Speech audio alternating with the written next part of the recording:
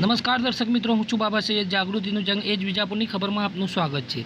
વિજાપુરના લાડોલના દેવડા સોલંકી રાજપૂત પરિવારની રાજવીબા દેવડાએ world યોગાસનમાં bronze જીત્યો. સમાચાર વિગતવાર જાણીએ તો મહેસાણા જિલ્લાના વિજાપુર તાલુકાના લાડોલ ગામના દેવડા સોલંકી રાજપૂત પરિવારની પુત્રી રાજવીબા દેવડાએ અમદાવાદના ટ્રાસ્ટેરિયા સ્થિત એકા એરેના ખાતે 4 થી 8 જૂન 2026 દરમિયાન યોજાયેલી પ્રતિષ્ઠિત ફર્સ્ટ વર્લ્ડ યોગાસન ચેમ્પિયનશિપ 2026માં ઓમાન દેશનું પ્રતિનિધિત્વ કરતા સિનિયર એ મહિલા વર્ગમાં તૃતીય સ્થાન મેળવી બ્રોન્ઝ મેડલ પોતાના નામે કર્યું છે.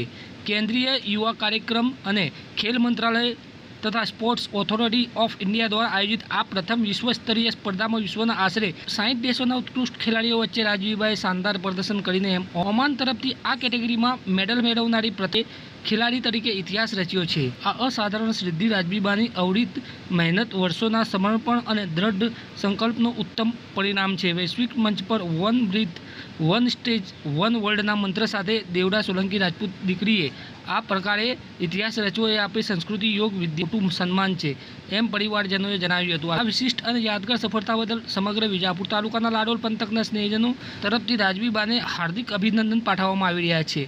માં આસામાના આશીર્વાદથી વિજાપુરના લાડોલ અને નાડોલ પંથકમાં આનંદની લહેર છવાઈ ગઈ છે. પરિવારે જણાવ્યું હતું કે રાજવીબા ભવિષ્યમાં પણ આ યોગ ક્ષેત્રે નવી ઊંચાઈઓ સર કરીને વિશ્વભરમાં પોતાનું તથા દેવડા સોલંકી રાજપૂત પરિવારનું નામ રોશન કરે તેવી સમગ્ર પંથકે શુભેચ્છાઓ પાઠવી છે. આવા સમાચાર અપડેટ લઈને ફરીથી મળતા રહીશું. ત્યાં સુધી આપણી ચેનલ જાગૃતિનું જંગ એ જ વિજાપુરની ખબરને લાઇક કરો, સબસ્ક્રાઇબ કરો, કોમેન્ટ કરો. ખાસ કરીને આવા સમાચારને વધુમાં વધુ શેર કરો. ધન્યવાદ.